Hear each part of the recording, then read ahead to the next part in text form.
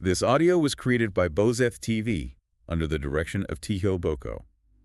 Subscribe to Bozeth TV on YouTube and TikTok for more content. Stay tuned. More is coming. Yes, definitely stay tuned. And welcome to today's deep dive. We are so glad you are here with us. Glad to have you listening. So if you are joining us today, you probably have a healthy curiosity about how different traditions structure their relationship with the divine. Right. And today's mission is a really fascinating one.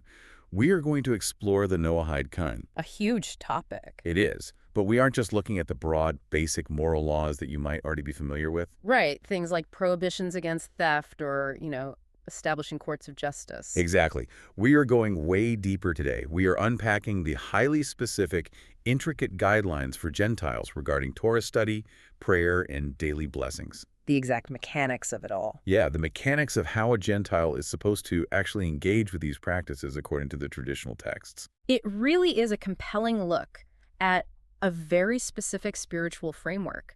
Because when you look at the source material, it becomes clear that there is a profound balancing act going on here. How so?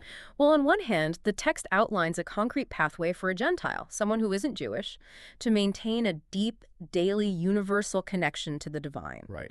But on the other hand, it establishes incredibly firm boundaries to prevent overstepping into specific religious practices that are meant exclusively for the Jewish people.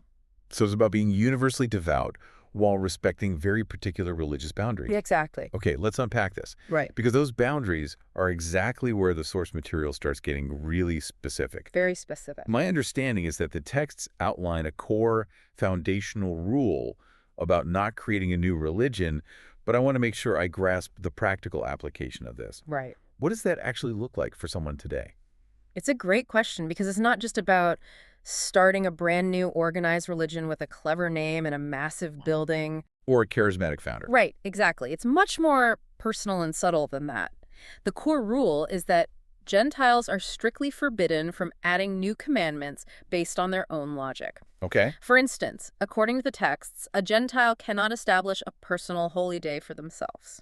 But wait, let me play devil's advocate here for a second. Go for it. If the ultimate goal is to develop a relationship with the divine, why is it forbidden to carve out a specific day to focus on that? I see where you're going. Like, say I decide, you know what, every Tuesday, I am going to completely refrain from work for religious reasons to honor God and call it my personal Sabbath. Right. Doesn't that seem like a positive, devout thing to do? Why would that be prohibited? I completely understand why it feels counterintuitive. But the framework here views the covenantal laws, like the Sabbath, as a specific divine decree given exclusively to the Jewish people. Ah. If you, from your own logic, institute a religious statute like a Tuesday Sabbath, you are essentially legislating divine law without authorization. You're blurring the line. Exactly. You are blurring the line between universal morality and revealed specific covenantal law. So I can't just mandate my own holy day. If you want to take a Tuesday off just to rest your body and read a book, that's perfectly fine. But you cannot frame it as a religious commandment that you have instituted from your own comprehension. I see. So it is really about the intention and the authority behind the action. You can't just DIY a religious obligation. That is a great way to put it.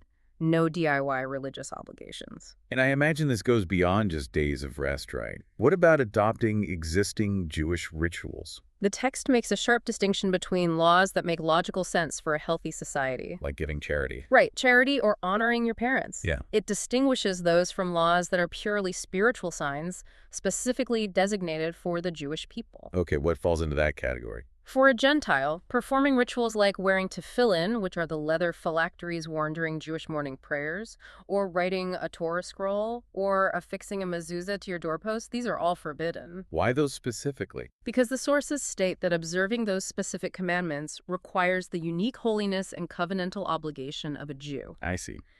If a Gentile observes them, it essentially acts as if they are making up a new religion or hijacking a covenant they weren't commanded to keep. Wow. Yeah, the texts say a Gentile should actively be prevented from performing these specific sign-based commandments. That makes sense in theory, but human lives are messy and interconnected. What if a Gentile is just interacting with Jewish friends? That does happen all the time. Right. And I was reading the source material and noticed a really interesting scenario. a sort of loophole, almost. Oh, I think I know which one you mean. Let's say you were a Gentile, and you get invited to a Jewish friend's house during the autumn holiday of Sukkah. Right, the Festival of Booths. Yeah, and they invite you to eat dinner in their sukkah, which is that temporary outdoor booth covered in branches. Hmm. If sitting in a sukkah is a specific Jewish commandment, aren't you breaking the rule by joining them? That is the perfect test case.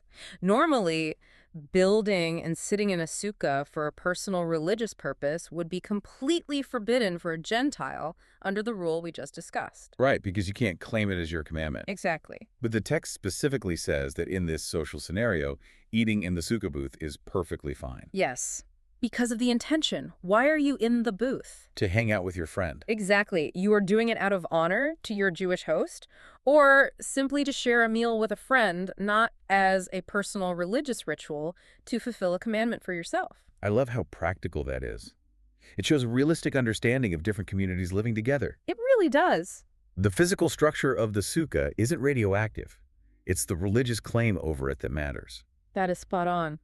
Which brings us perfectly to the next major area of our deep dive today, and that is Torah study. A huge topic in these texts. I know the rules regarding what a Gentile is allowed to study versus what is forbidden are highly regulated.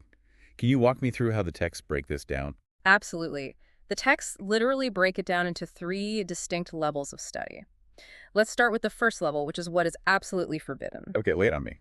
The text states that a Gentile is forbidden from delving into deep investigative Talmudic learning, what is known in Hebrew as pilpul. Pilpul. I am not familiar with that term. What does that actually look like in practice? Pilpul refers to the intense, combative, highly technical style of debate and analytical gymnastics over Jewish laws. Oh, like intense legal argument. Exactly. It's the deep dive, hair-splitting arguments about laws entirely unrelated to the Noahide Code. Things like the minute details of temple sacrifices or complex kosher laws. And Gentiles can't do that. Right. You cannot engage in that level of study simply for the sake of learning it or for the intellectual thrill of the debate. That specific methodology and depth of study is considered an inheritance exclusively for the Jewish people. Okay, so no competitive legal puzzle solving for its own sake. But surely they aren't completely barred from the text. What is the second level? The second level is permitted study, and it's quite broad. If a Gentile wants to learn about Jewish commandments, let's use the laws of charity or honoring parents as an example. Right. Just to understand them in a concise, practical way that is completely allowed, you can also read the entire 24 books of the Hebrew Bible. The text says it's permitted to use simple explanations to correctly understand the plain meaning of the verses, right? Yes. And the sources specifically mention Rashi's commentary for this. Why Rashi? Rashi was an 11th century French scholar, and his whole goal was to strip away the complex, winding debates and just give you the plain, straightforward meaning of the text. So it's accessible. Exactly. His commentary is the gold standard for basic comprehension. So a Gentile using Rashi to understand the historical or literal context of a biblical verse is totally fine. Got it. So you can read the texts for plain understanding. You just can't treat them like an exclusive legal playground. Correct. But then there's the third level, which isn't just permitted. It sounds like it's highly encouraged. Highly encouraged. This is the deep, penetrating study of the 7 Noahide commandments themselves. Because they're commanded to observe them. Exactly. Because a Gentile is commanded by God to observe these 7 laws, which actually unpack into dozens of sub-laws, they are not only allowed but obligated to understand them thoroughly. So they can go deep here. Yes. The text says a Gentile can and should delve into the Torah sources that relate to these specific commandments to understand all their intricate details, the philosophy behind them, and their practical application. And here is a massive aha moment for me from the sources. I need to pause on this because the phrasing is wild. It is quite the statement. The text states that a Gentile who deeply studies and observes their specific 7 commandments isn't just doing a good job. No, not at all. It says they are considered before God to be as honorable as a proper Jewish high priest who served in the Holy Temple. That is an enormous claim, isn't it? What's fascinating here is the sheer staggering weight of that comparison. Think about the historical context for a moment. The high priest was the absolute pinnacle of holiness in the temple service. He was the only human being allowed to walk into the Holy of Holies. And even then, only on one day a year, right? Yes, only on Yom Kippur. So to say a Gentile who simply studies and keeps their 7 universal laws achieves the exact level of honor in the eyes of the divine, It's mind-blowing. it's a massive, radical statement about the spiritual value of this path. It completely elevates the Noahide Code.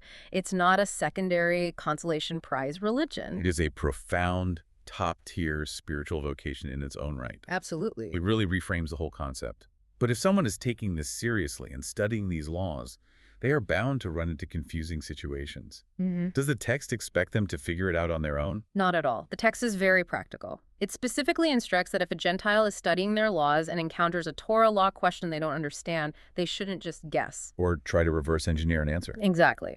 They are explicitly told to ask a reliable, observant Jewish Torah scholar to explain it and provide the correct ruling. Which acts as a safeguard against accidentally creating a new religion, right? You rely on the established experts of the tradition rather than improvising. Precisely. It keeps the boundaries intact. Okay, here's where it gets really interesting. We've talked about the macro boundaries in the intellect of study, but let's transition to the daily lived experience. Let's do it. Let's talk about serving God through prayer. The sources frame prayer not just as reciting a script, but as a deeply internal service. That's the core of it. The texts explain that true contemplation is what brings genuine emotion into the heart. So it's not just checking a box. Far from it. The entire goal of prayer in this framework is to recognize God's infinite greatness on one hand and human lowliness on the other. That's quite the contrast. It is. When you truly meditate on that massive contrast, the text says it naturally brings about feelings of awe, fear, and love of God. It's an emotional calibration. But practically speaking, how does a Gentile do this? Are there specific books they have to read from at specific times? Actually, the mechanics are remarkably open. The text says there is no strictly required liturgy or set schedule for Gentiles. Really? Yeah, you don't have a mandatory morning, afternoon, and evening service like Jewish law requires. You can pray at any time of day, and you can use any fitting words you choose. You just speak from your heart. So I could just wing it. That sounds almost too easy. Are there any guardrails? You can speak freely, but yes, there are very clear, strict restrictions on how and where you pray. The freedom of words doesn't mean a lack of reverence. Let's list those out because they caught me off guard with how specific they are. Right. First, the text says you cannot use prayers that were composed by idol worshippers. That's right. Why is that?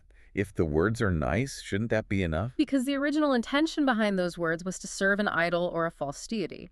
In this framework, reusing those specific compositions for the one true God is considered an abomination. The origins of the words matter. Greatly. Second, you cannot pray to God if you are physically standing inside a house of idol worship. Okay, that makes logical sense within the framework. What else? And third, you shouldn't mention God's name while you are distracted or not thinking about what you're saying, because casually name-dropping the divine degrades the honor of the name. So it requires intense presence of mind. Yes. But the respect for God extends beyond just your mental state. It applies to your physical environment in ways that are incredibly granular. Very much so. The sources detail physical requirements to ensure you are honoring the divine presence. For instance, you should wear honorable clothing when you pray.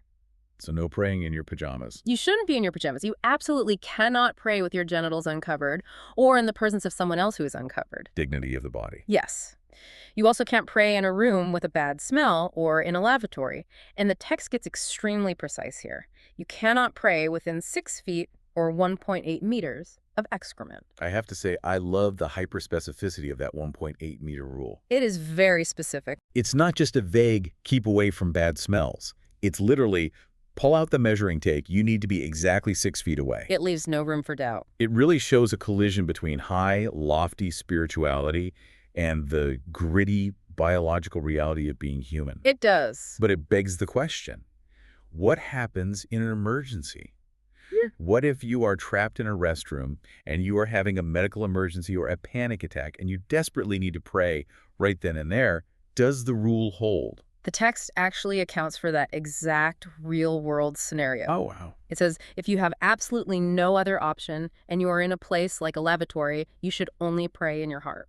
Just internally. Yes. Yes. You can direct your thoughts to God, but you are forbidden from uttering God's name out loud in such an impure place. It perfectly illustrates the balance. The desire to connect with God is always valid, but ensuring the physical space is appropriate for the spoken name takes precedence. It's fascinating how these rules govern us at our most basic physical level, like being in a restroom. But that physical grounding applies to other daily necessities too, right? Like eating. Yes, food is a huge part of this. How does the code guide a Gentile in blessing their meals? Because eating is something we do mindlessly multiple times a day. It's a great pivot because food is where the spiritual meets the physical most often. The sources outline that while reciting blessings over food is not a strict, punishable commandment for a Gentile. It's not strictly required. Right, but it is an obvious intellectual obligation to thank God for the food he provides. The text strongly recommends using the traditional blessings for pleasures that were instituted by the ancient Jewish sages. Okay. They brilliantly break all food down into 6 specific categories. Walk me through this hierarchy because it completely changes how you look at your pantry. Let's do it. The first category is bread. Bread is considered the ultimate staple of human sustenance. The staff of life. Exactly. Because of its importance, if you say the blessing for bread at the start of a meal, it mathematically covers all the other food in that main meal. Wait, really? So if I bless a piece of bread, I don't need to bless the salad or the chicken that comes after it. Yeah. The bread acts as an umbrella. Exactly. It covers the entire meal. That is incredibly efficient. What's next? The second category is for cooked foods made from grain, flour, or rice. Think cakes, pasta, or oatmeal. Okay, so they are grains but not bread. Right. They get their own specific blessing to acknowledge the grain, but they don't have the umbrella power of bread. Got it. What is number 3? Number 3 is grape wine or grape juice. This one is fascinating because wine always gets its own specific blessing due to its special distinction and its ability to bring joy. So even if I had bread first. Even if you already blessed the bread and are in the middle of a meal, when the wine is poured, you stop and give it its own moment of recognition. So wine essentially has VIP status on the dinner table. It really does. What about the rest of the produce? That brings us to categories 4 and 5. Number 4 is the fruit of the tree. Apples, oranges, peaches, or nuts. You specifically thank God for creating the fruit of the tree. Nice and straightforward. And number 5 is the fruit of the earth. Vegetables, melons, berries, anything that grows directly from the ground or on low bushes. You thank God for the fruit of the earth. And the final one, number 6, is my favorite because it's the ultimate catch-all blessing. Right. The translation is, by whose word all things came to be. So versatile. You use this for meat, cheese, eggs, water, mushrooms, or honestly, if you are staring at a complex casserole at a potluck and you are completely in doubt as to what the primary ingredient is, you use this catch-all blessing. It's a brilliant system. It forces you to pause before you take a bite and actually categorize what you are about to eat. It creates mindfulness. Yes, it stops you from just inhaling your food. It grounds you in the present moment and directs your gratitude to the very specific biological mechanism God used to provide that food, a tree, the soil, or a vine. That's exactly the goal. But the gratitude doesn't stop before you eat, does it? No, it continues afterward. The text notes that after you eat a satisfying amount, it's fitting to thank God again for the nourishment. Like a post-meal wrap-up. This is an optional grace after meals, but the text recommends that the final blessing of this grace should be the exact one taught by the patriarch Abraham himself. The words are, "Blessed is the God of the universe, from whose bounty we have eaten." It's a beautiful way to connect directly back to Abraham.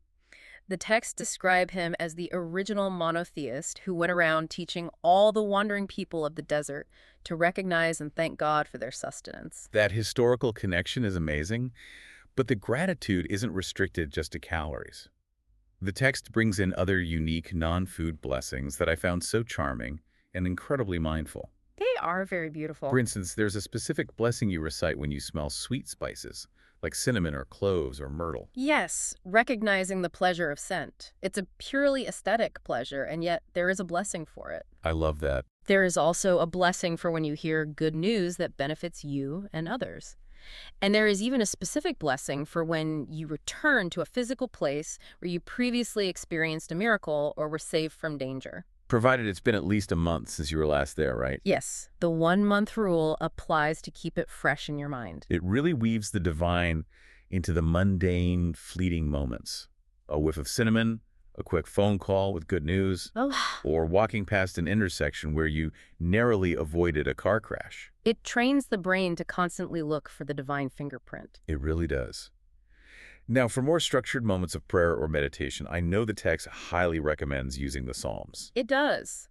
Since there isn't a fixed required liturgy for Gentiles, the Psalms, which the texts state were composed with holy inspiration by King David and others, are considered the perfect vehicle. They cover every emotion. Yes, the sources actually list specific psalms that correspond to the 7 days of the week.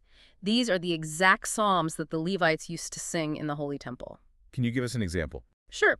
For example, Psalm 92 is designated for Saturday, and it specifically speaks about the future messianic era of absolute rest.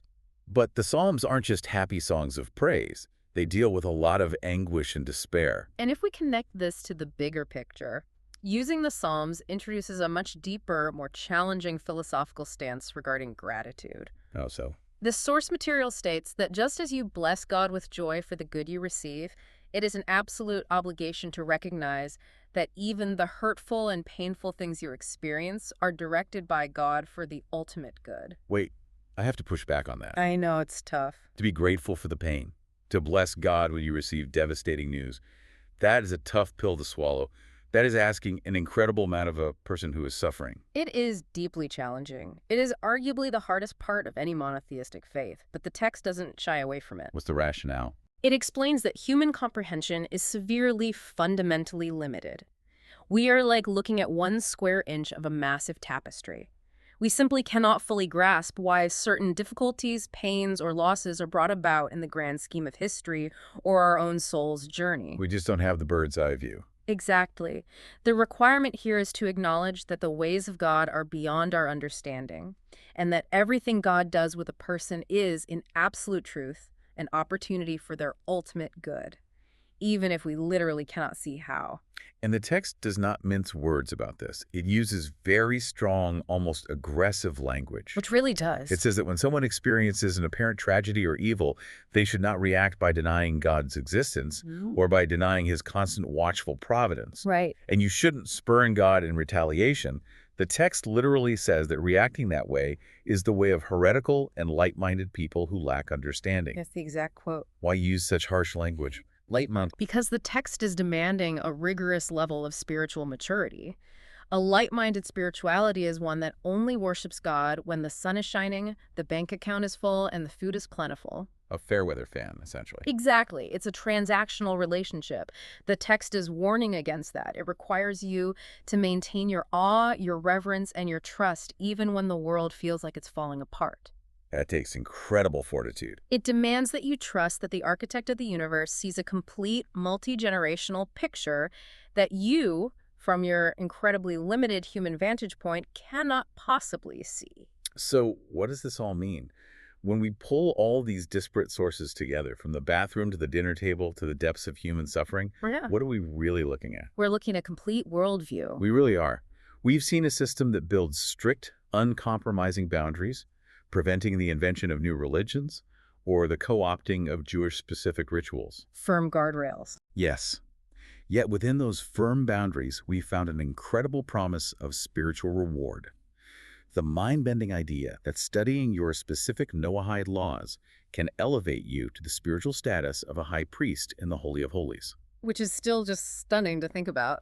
Truly, we've uncovered a framework for daily life that is both highly structured and deeply flexible, guiding everything from the internal humble posture of your daily prayer to the Psalms you read, right down to the specific blessing you say over a piece of bread, a whiff of cinnamon, or a sudden piece of good news.